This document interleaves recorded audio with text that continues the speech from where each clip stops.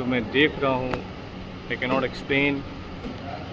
और देखने से ज़्यादा जो स्पिरिचुअलिटी मैं महसूस कर रहा हूँ मैं आपसे बता नहीं सकता, ये बिल्कुल अलग है।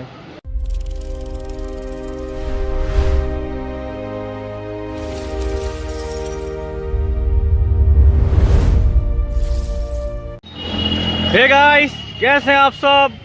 मैं आप सबका फिर से एक बार अपने YouTube चैनल एक्सप्लोरिंग मास्टर में बहुत बहुत स्वागत करता हूं। और सुबह का 9:30 बज चुका है और हम सब हैं आज लखनऊ में। I am standing in front of king George medical university.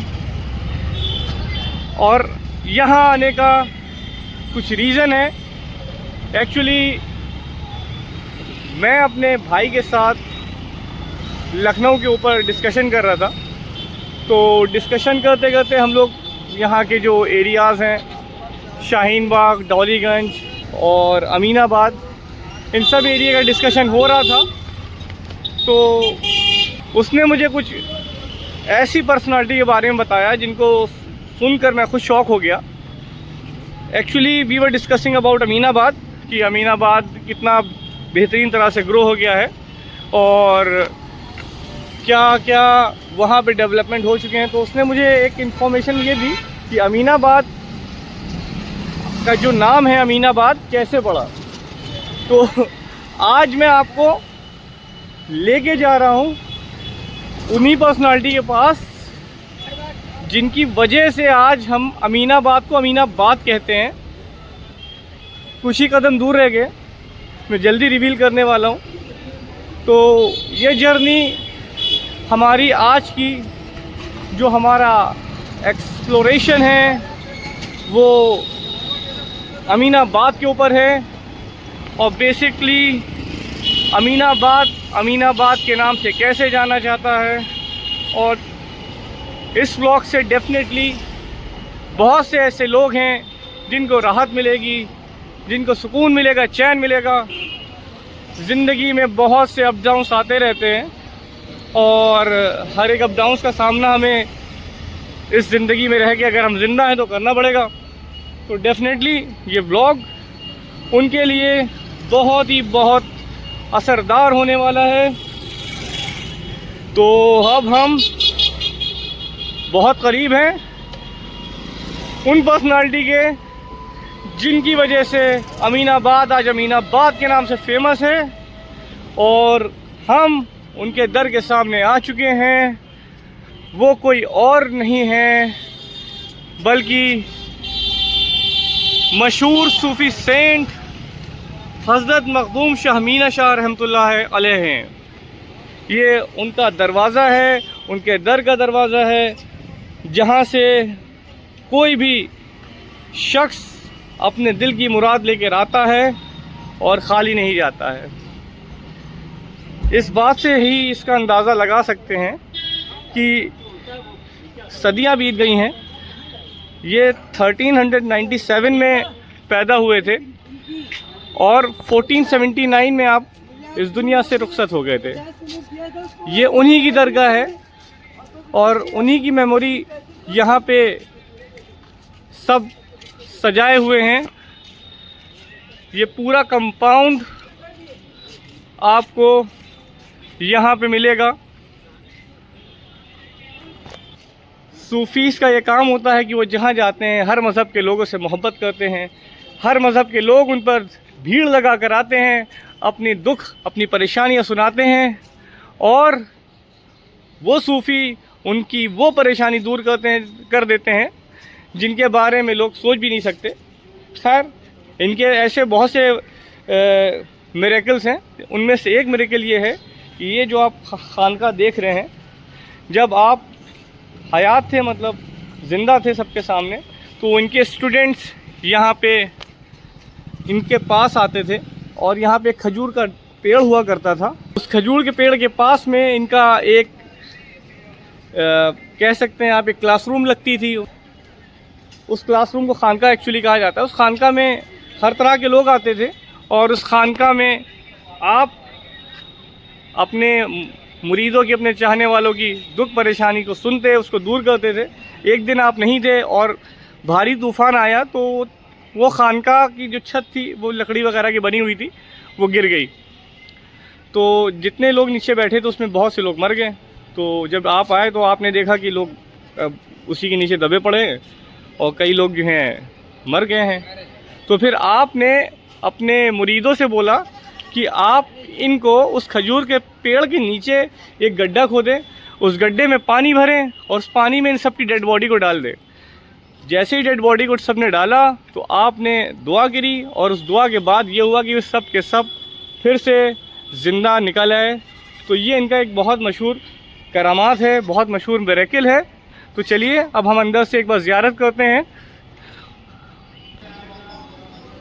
यहाँ पे ज़्यादा बोल नहीं सकते क्योंकि बहुत ज़्यादा अदब का मुकाम होता है।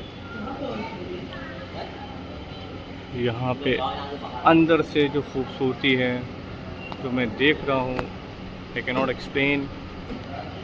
और देखने से ज़्यादा जो स्पिरिचुअलिटी मैं महसूस कर रहा हूँ मैं आपसे बता नहीं सकता। ये बिल्कुल अलग है।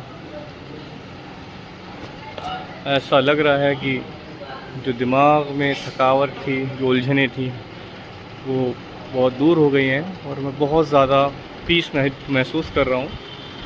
और साथ में साथ आप देख सकते हैं कि यही वो ग्रेट पर्सनालिटी हैं जिनकी नाम की वजह से आज हम अमीनाबाद को अमीनाबाद कहते हैं। यही उनकी दरगाह है।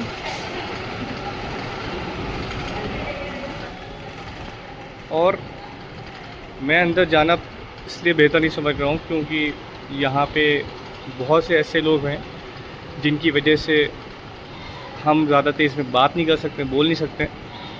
बहुत से ऐसे दुख के मारे परेशान हाल लोग आते हैं यहाँ पे, जो यहाँ आने के बाद बहुत कुछ ऐसा पा जाते हैं जो उनको कहीं नहीं मिलता है। आप देख सकते हैं खूबसूरती आपकी दरगाह की वाकई लाजवाब है।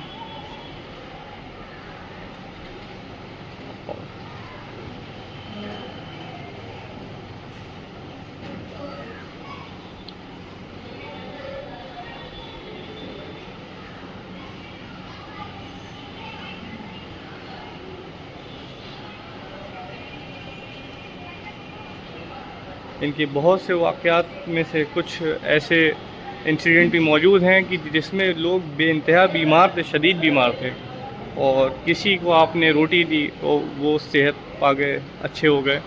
किसी ने आपको दुआ कर दे दी, किसी ने आपको मिट्टी, आपने किसी को अपने दर की मिट्टी उठा के दे दी तो वो बीमारी से शिफा पा गए, यानी वो सही हो गए, ठीक हो गए। यही सूफियों का काम होता है कि वो जहाँ जाते हैं वहाँ की लोगों की दुख परेशानी दूर करते हैं, उनके लिए दुआ करते हैं, चाहे वो किसी मज़हब का हो, चाहे वो किसी धर्म का हो, सबको गले लगाते हैं, सबसे मोहब्बत बांटते हैं। और यही एक वजह है जिसकी वजह से किसी भी सूफ़ी का नाम कोई आज तक के ख़त्म नहीं कर पाया, और जैसे जैसे दुनिया आगे बढ़ रही है उनकी इज़्ज़त, उनकी शोहरत भी बढ़ती जा रही है। तो यहाँ पे हम जो यहाँ पे एक स्टॉल लगाए बैठे हैं, भैया से पूछते हैं दरगाह के बारे में। हेलो भैया, क्या नाम है आपका? जी, मोहम्मद आसिफ। आसिफ भाई, आप ये बता सकते हैं कि दरगाह की टाइमिंग क्या है यहाँ पे? अगर मान ली हमें आना हो किसी टाइम, खुली है, कितने बजे से खुलती है, कितने बजे बंद होती है? ये दरगाह 24 घंटे खुलती है। 24 घंटे खुली रहती है? अरे वाह, तो मतलब यहाँ पे किसी भी वक्त हम आ सकते हैं, कोई रोक टोक नहीं है? नहीं। अच्छा, तो आपकी ये जो चादर वगैरह आप यहाँ बेच रहे हैं और अगरबत्ती एंड ऑल, तो ये आपकी दुकान भी 24 घंटे लगती है कि आपका भी कोई टाइम है? सवेरे से लेके रात के 11 बजे तक। सुबह कितने बजे से? सुबह वही 8 बजे तक खोलता हूँ। 8 बजे तक खुलते हैं, रात के 11 बजे तक आप रहते हैं? अच्छा, आप यहीं के रहने वाले हैं? नहीं, कहाँ रहते हैं आप? मैं सीतापुर का, यहाँ नौकरी करता हूँ। अच्छा अच्छा, ये दुकान मुन्ना बाबा की। Okay okay okay, fine. चलिए, बहुत अच्छी बात है, बहुत अच्छा लगा आपसे बात करके। वह बस अपने हम व्यूवर्स के दिखाना चाह रहे थे कि अगर मान लीजिए कोई यहाँ पे आता है तो कितने बजे आना सही रहेगा? यहाँ पे 24 घंटे आ सकता है, जा सकता है। अच्छा चलिए, यहाँ पे कोई दिक्कत नहीं है। Thank you so much. तो जैसा भैया ने बताया कि हम 24 घंटे में किसी भी वक्त यहाँ पे आ सकते हैं और ये दरवाज़े हर एक के लिए 24 घंटे खुले हुए हैं। तो गाइस, हमारा आज का ये व्लॉग शाहमीना शाह रहमतुल्लाह ताला अलैह के नाम, और ऐसी स्पिरिचुअलिटी मैंने आज से पहले अपने किसी व्लॉग में महसूस नहीं करी। मुझे बहुत उम्मीद है कि इस व्लॉग को देखने के बाद बहुत से लोगों का फ़ायदा होगा और बहुत से ऐसे दुखी दिल होंगे जिनको यहाँ पे आके सुकून मिलेगा। तो आज से हमारे व्लॉग में बस इतना ही।